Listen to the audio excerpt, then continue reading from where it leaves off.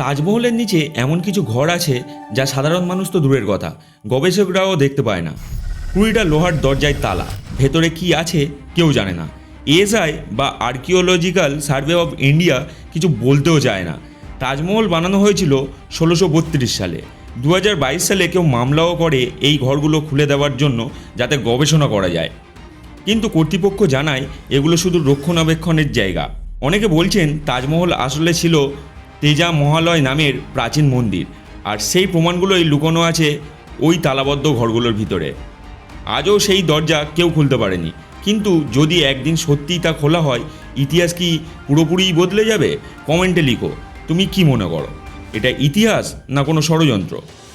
যতটুকু জানা গেছে, তাজমহলের নিচে বাস্তবেই অনেক কক্ষ আছে। শাহজাহান ও মুমতাজের মূল কবরও নিচে আছে, কিন্তু গোপন মন্দির বা গুপ্তধনের কোনো বিশ্বাসযোগ্য প্রমাণ নেই।